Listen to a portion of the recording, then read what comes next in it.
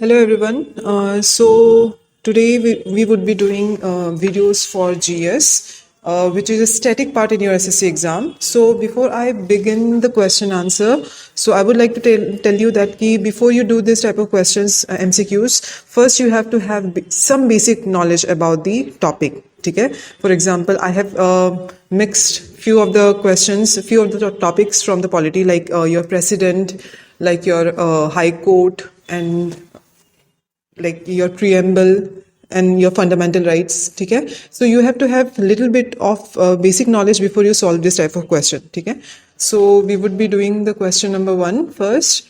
Okay, so question number 1 is, which amendment of the Constitution of India increased the age of retirement of High Court judges from 60 to 62 years? Okay, so first you have to understand what amendment is. Okay, most of the people might get confused that what amendment is. Okay, so amendment in polity means nothing but changes. Okay, so whenever you bring changes in the articles of the of the polity of the Constitution of India, so you call them amendments. Okay, so in total till now, since the beginning of our constitution, we have 104th amendment. ठीक है, हमारे पास 104 amendments हैं, उसमें से जो आपका 15th amendment था Indian constitution का, ठीक है, तो उसमें कुछ ऐसे प्रोविजन दी हुई थी जिसमें आपका जो एज ऑफ हाई कोर्ट जजेस है उसको 60 से 62 कर दिया था, रिटायरमेंट एज. ठीक है,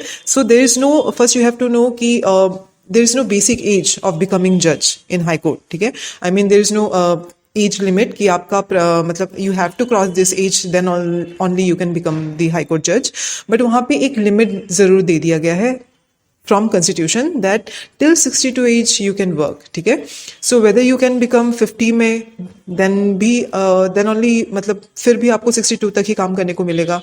Either you can become age 60 में भी तब भी आपको 62 तक ही काम करने को मिलेगा. So you have a limit of 62 years of age. ठीक है, सो आपके article 15 of the Indian constitution में ये बताया गया था कि आपका जो हाई कोर्ट जज का रिटायरमेंट एज है that has been increase from 60 to 62. Okay, let's move to the next question. Question number 2. How many times a person can be elected as the president of India? ठीक है, so as we know, president of India, ठीक है, which is a part of our executive. ठीक है, तो executive में आपका union executive का पार्ट है योर प्रेसिडेंट. ठीक है, so in India we do not have any bar on becoming a person president. ठीक है, वो चाहे कितने भी टाइम तक, अगर वो बार बार इलेक्ट हो सकता है तो वो कितने भी बार एंड कितने भी टर्म ऑफ ईयर तक अपना प्रेसिडेंसी निभा सकता है. ठीक है, अनलाइक यूएस. ठीक है, यूएस में the provision is a person can become only president for 2 years. ठीक है, सो उनकी तरह हमारे इंडिया में there is no particular year कि इतने साल तक ही आप प्रेसिडेंट बन सकते हो. So answer should be option number 4.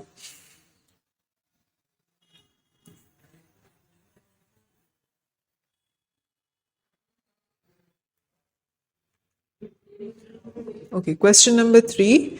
Which of the following provision needs a special majority in parliament? ठीक है, so now you have to understand what special majority is. ठीक है, so special majority जो कि आपका amendment में आता है आर्टिकल 368. So just now थोड़ी देर पहले question number 1 में I have made you understand, right, what amendment is. So amendment is something change whenever you bring changes in the constitution. ठीक है, so वो जो changes है, वो जो भी changes हम लोग लाते हैं वो आर्टिकल 368 के अंदर लाते हैं. ठीक है, that too with the help of special majority. ठीक है, special majority that means 273. ठीक है, तो मतलब इफ यू हैव लोकसभा में मेंबर 545, सो उसका आधा अगर हम लोग करेंगे, ठीक है, that would be your 273. 272 point something होगा, बट राउंड ऑफ करके 273. तो 273 is something which forms the majority of a house. ठीक है, सो मेजॉरिटी ऑफ अ हाउस आपका किस चीज को इसमें से मेजॉरिटी के साथ चेंज किया जा सकता है, and your answer is option number 1,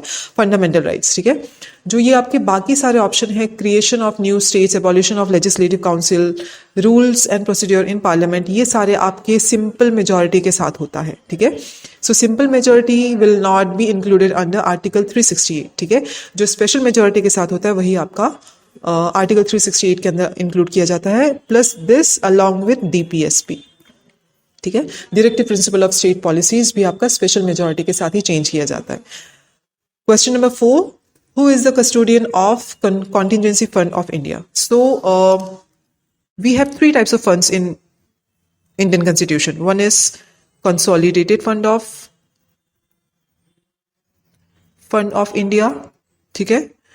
दूसरा है आपका contingency fund of India, ठीक है।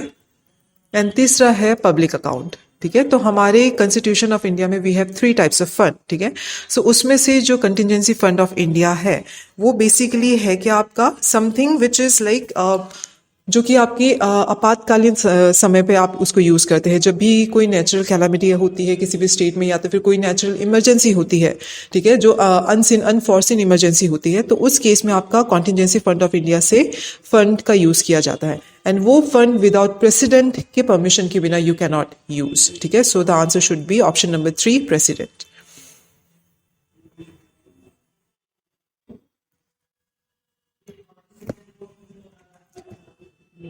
Question number 5. India has taken the concept of judicial review from which country? Which country's constitution? ठीक है. So as we know कि we have completed our constitution in 26 November 1949, right? तो इस case में we have read around 60 countries constitution to make ours, ठीक है। सो उसमें से हमने बहुत सारे कंट्री से कुछ इंस्पिरेशन ली है। उसमें से जो यूएस था उसमें से हमने जुडिशियल रिव्यू का कंसेप्ट लिया है, ठीक है। So now you have to understand what judicial review is. Judicial review is something that means if Supreme Court give judgment on something else, or if for example if your legislative make some laws regarding something, ठीक है। सो ये जो law legislative ने बनाया है वो हमारे constitution के हिसाब से कितना सही है या तो फिर कितना गलत है, वो आपके जुडिशियल रिव्यू में कौन बताता है? सुप्रीम कोर्ट बताता है, ठीक है। सो जुडिशियल रिव्यू मीन्स कि आपका जो भी लॉ है या फिर जो भी लॉ बनाया गया है वो आपके कॉन्स्टिट्यूशन के अकॉर्डिंग कितना सही है या फिर कितना गलत है। Question number 6. In the Indian parliamentary system, vote on account is valid for, ठीक है। First you have to understand what vote on account is. Vote on account is again जैसे कि हमने question number 4 में डिस्कस किया था कि some funds in India, right? जैसे कि आपका consolidated fund of India था, contingency fund of India था। उसी तरीके से when you pass budget in a particular year, ठीक है, in particular every year जब भी आप बजट पास करते हो, so you need a particular amount, ठीक है। so we vote for a particular amount जिसको हम लोग vote on account के थ्रू से लेते हैं, ठीक है, which is also known as appropriation bill, ठीक है। अप्रोप्रिएशन बिल के अकॉर्डिंग वी टेक दिस, ठीक है। तो वो आपके कितने दिनों तक वैलिड होता है? फर्स्ट सिंस वी नो कि budget is the longest session in the parliament, तो उसके according your answer should be option number 1, 2 month, ठीक है। सो 2 मंथ तक के लिए आपका vote on account is valid in Indian parliament. Question number 7. Comptroller and Auditor General of India is appointed for how many years, ठीक है। सो controller and auditor general जिसको हम लोग शॉर्ट में कैग भी बोलते हैं, CAG, ठीक है। सो उनका जो अपॉइंटमेंट है वो कितने सालों तक के लिए होता है? Maximum we have seen for 5 years, right. तो इसमें थोड़ा सा केस आपका अलग हो जाएगा कि इसका इज फॉर 6 year, ठीक है। तो आप इसको किस तरीके से याद रख सकते हो? जो भी हमारे there are so many members who are not bound or who doesn't work with the pleasure of the president, ठीक है। उसमें से आपका CAG एक हो जाता है, आपका इलेक्शन कमिश्नर एक हो जाता है, ठीक है, एंड आपके chairman and member of UPSC भी हो जाते हैं, ठीक है। सो ये सारे जो मेंबर हैं उनका टर्म ऑफ ईयर इज सबके 6 year, ठीक है। सब लोगों के 6 year का उनका टर्म ऑफ ईयर होता है। उनका नॉर्मली जो एग्जीक्यूटिव का 5 year होता है वो उन पे लागू नहीं होता, ठीक है। सो रिमेंबर CAG का भी आपका 6 year तक का है। Question number 8. Which of the following right has been removed from the fundamental rights and converted to simple legal right, ठीक है। So we used to have how many fundamental rights? Fundamental right initially जब वो बन के आया था हमारे पास 7 थी। So now we have 6 fundamental right. उनमें से जो एक fundamental right था right to property which we have removed, ठीक है। सो राइट टू प्रॉपर्टी को हमने उसको रिमूव किया है just because as we know fundamental right is something for which अगर वो आपका इंट्रूड होता है किसी लॉ के थ्रू या फिर किसी के भी through, so you can directly go to the Supreme Court, ठीक है। सो राइट टू प्रॉपर्टी इसको हटाया गया था क्योंकि इसको as compared to other fundamental rights, ये आपके फंडामेंटल राइट्स के अकॉर्डिंग इट्स नॉट नेसेसरी, ठीक है। इसको इसलिए आपका लीगल राइट बनाया गया, ठीक है। Now again the question is कि इस फंडामेंटल राइट को अगर हटाया गया था, then definitely we must have brought some of the amendment in the constitution, ठीक है। तो ये आपका 44th amendment के साथ 1978 में हटाया गया था। 44th amendment 1978।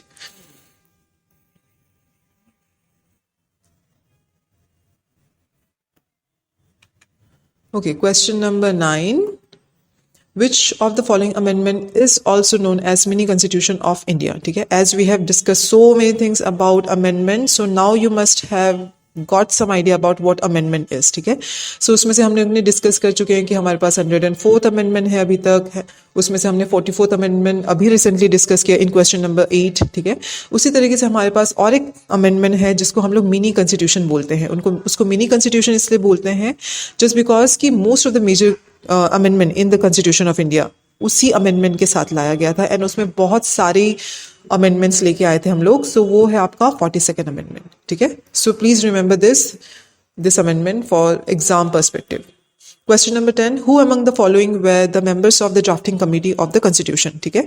So as we have seen कि हमारे constitution, as I have discuss थोड़ी देर पहले ही, कि हमारा कॉन्स्टिट्यूशन ऑफ इंडिया कब बन के तैयार हो गया था, 26 नवंबर 1949, ठीक है। तो उससे पहले जब ये पास हुआ था, ये कंस्टिट्यूएंट असेंबली के नाम पे पास हुआ था, ठीक है। तो कंस्टिट्यूएंट असेंबली में ही आपका ड्राफ्टिंग कमेटी था, ठीक है, विच पास्ड ऑन 29 अगस्त 1947, ठीक है। सो इसमें कुछ कुछ मेंबर्स थे। As we know, drafting committee के जब भी मेंबर का नाम आता है, हमारे दिमाग में सबसे पहले B.R. अम्बेडकर का नाम आता है, right. So we all know कि B.R. अम्बेडकर जी आपकी ड्राफ्टिंग कमेटी में थे। Apart from him who else was there, ठीक है। सो इन सारे ऑप्शंस में इफ वी सी, तो option number 3 Alladi Krishnaswami Ayyar, he was there apart from him, ठीक है। There is another name called K Munshi, he was also there in the drafting committee. Then Muhammad Sadullah, ठीक है, he was also there. Then आपके पास और कौन था, N Madhav Rao. So it's combination of, ये constitute हुआ था 6 member को लेके, उसमें से ये apart from this you have this 4 name as well including B.R. Ambedkar, ठीक है। So होपफुली ये सारे क्वेश्चन आपको समझ में आया होगा। अगर आपको कोई भी डाउट हो इन किसी भी क्वेश्चन में से, और if you need any other kind of video और any particular topic, so you can comment down in the comment section below. Thank you for watching this video.